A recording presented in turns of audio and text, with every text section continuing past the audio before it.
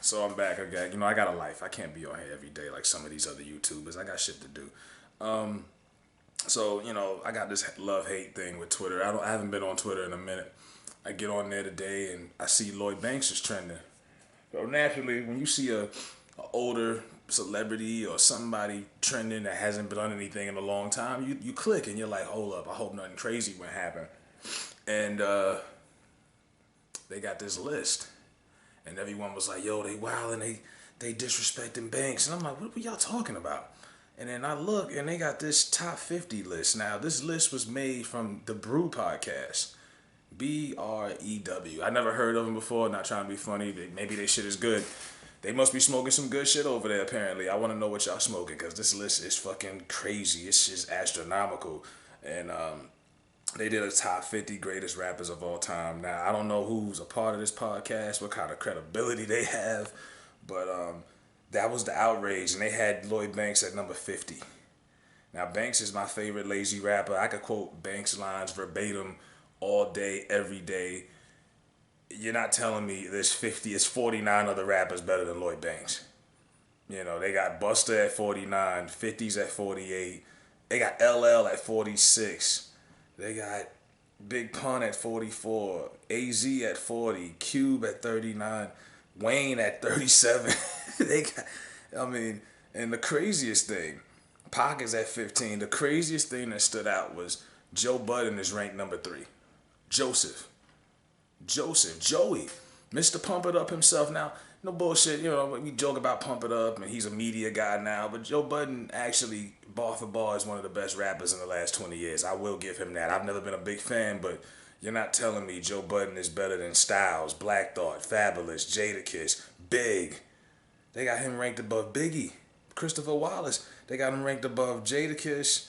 They got him ranked above Rakim, Beanie Siegel, Redman, Scarface, J. Cole, DMX, Drake. This is crazy. Snoop.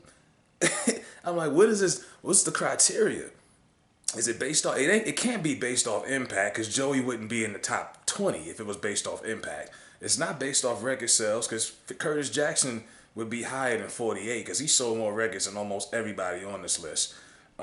It can't be based off lyrics because you got people on here that aren't necessarily, great lyricists. They got Jeezy on here.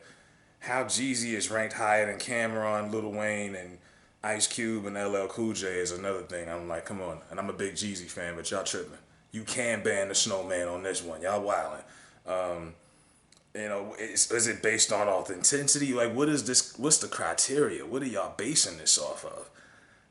And most of these lists are usually subjective and opinions, and that's why I don't do them, and that's why I normally don't pay attention. You can find a million lists like this online. Top 20, top 5, everybody. Jada Carson, top 5 dead or alive. Everybody thinks they the best. So, of course, when Joe does his, because he's a Twitter nigga at the end of the day, when he responds, he was like, haha, I didn't make the list, but I'm not going to disagree with it. Of course, as a rapper, you're supposed to think you're the best. But I'm looking like, yeah, Joe, you had nothing to do with it? Okay. Somebody from the Brew Podcast, whoever made this list is on your payroll, my nigga.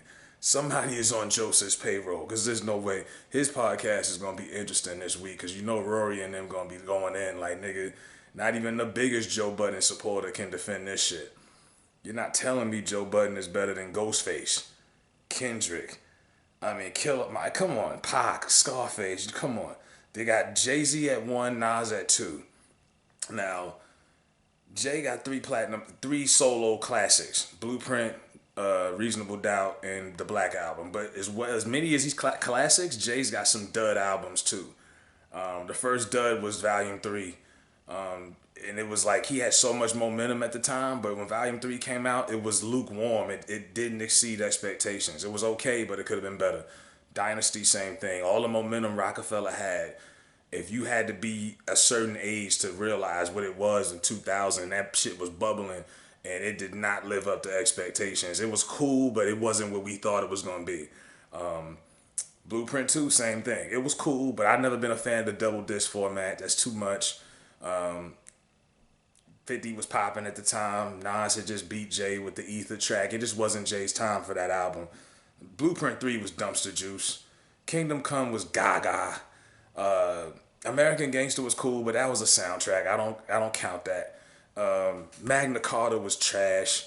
I mean, Jay's had some albums that's been pretty bad. You know, I couldn't put him number one either, but that's what they got. I mean, this list is crazy. But, you know, and I usually don't fall for this type of stuff, the shock value list, but it just, the disrespect was just at an all-time high. And I mean, everybody was quoting Lloyd Banks bars on Twitter, and shout out to Banks. I mean, this is the most relevance he's had in a minute because he don't want to do shit. But you know, whoever made this list, they definitely got what they were trying to get out of it. They was trying to get a reaction. They got that. So they got a reaction out of me, and they normally don't get that from me. So let me know what y'all think, man. This list is crazy as fuck.